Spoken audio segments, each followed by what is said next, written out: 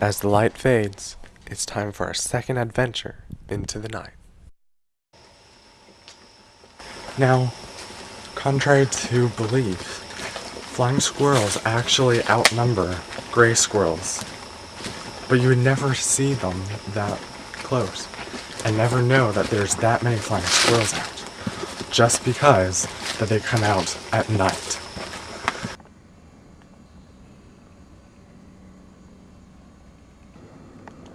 I think it is rather unusual. What is it? It was a flying squirrel gliding. Oh, I see.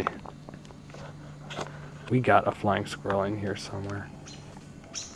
And a very agitated bird. I wonder why. Probably us.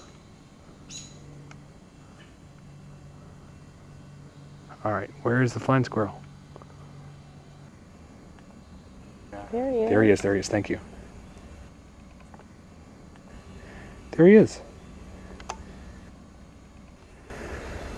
We're out here tonight just because there are flying squirrels out. Right above you. Right above me on this tree.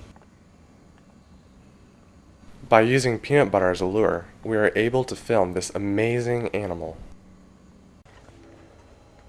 I can't believe I'm this close to the flying squirrel.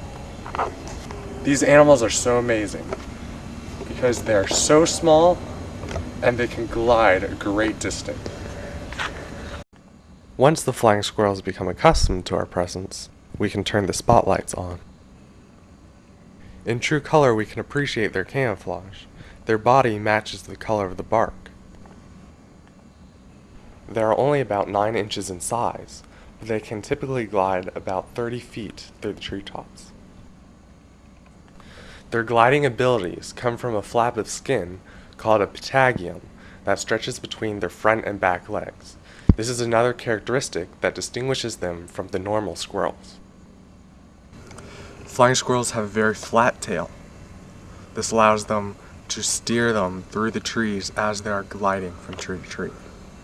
This is so they don't miss a tree and fall to the ground.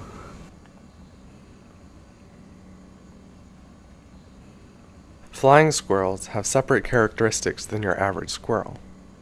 One of these characteristics is their large, round eyes, which give them an endearing quality, but these are perfect for their nocturnal habits.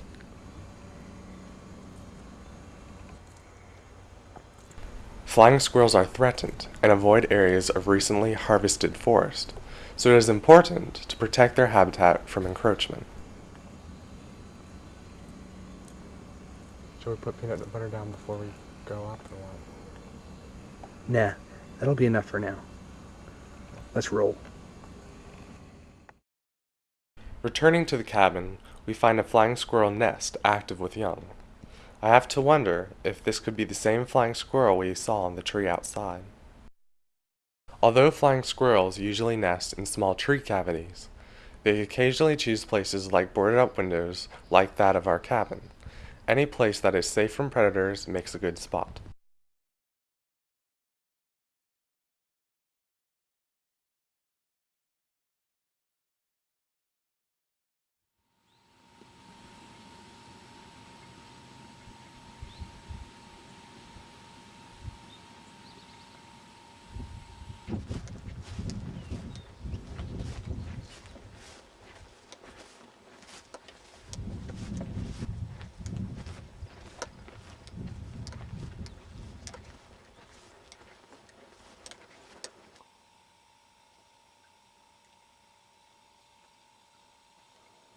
This big brown bat has returned from his nightly flight to find a roost for the daylight hours.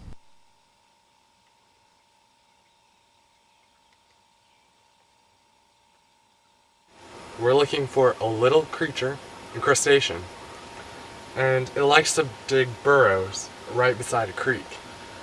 So hopefully if I dig up one of these burrows, I'll find one for you. See these little holes in the ground? They sometimes make chimney shapes. And these are to collect the water that might rain or flow down off the bank. Now I'm going to carefully try to excavate one of these. Now, what is unique about this species of crayfish is its color. is bright blue. These species have underground pools where they live for most of the day, since they're nocturnal. Now, these may only be found out at night, and that's why we have to go digging for them. Well, I didn't find anything here, so let's put it back. If you can see, I have this little salamander in my hands. I can move it forward. Ooh! Alright, put him back. With the area flooded from recent storms, we abandoned our search for a different location. The largest crayfish contend for spots under the heaviest rocks, which raccoons can't pull up. I'm going to try to distract him with a stick, and then try to grab him where he can't pinch me.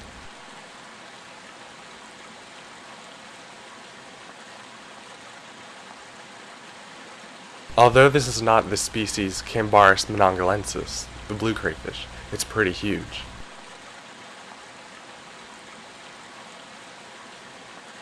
Like most crustaceans, crayfish have an exoskeleton and they breathe through gills. Another interesting fact is if they lose a limb, they can regenerate it.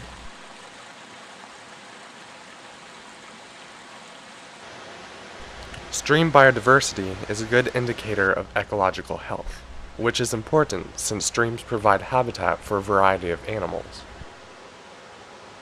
It's been 2 months since we put up our trail cams, and now it's time to retrieve them. Will we find evidence of the elusive mountain lion?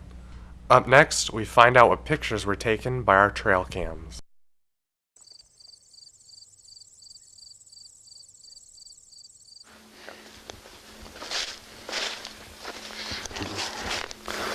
Okay, now it's time to find out what the camera has taken pictures of.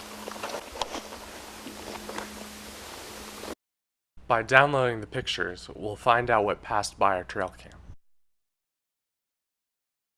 We see Roddy, an animal which eluded our camera, a deer at night, an unknown animal just beyond the range of our flash,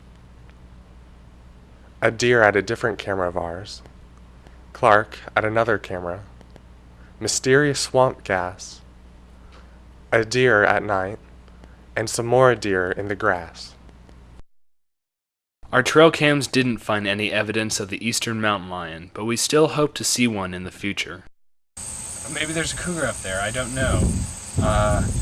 If there's any place that there would be a cougar in all of Appalachia, I think that it would be West Virginia because it's so secluded.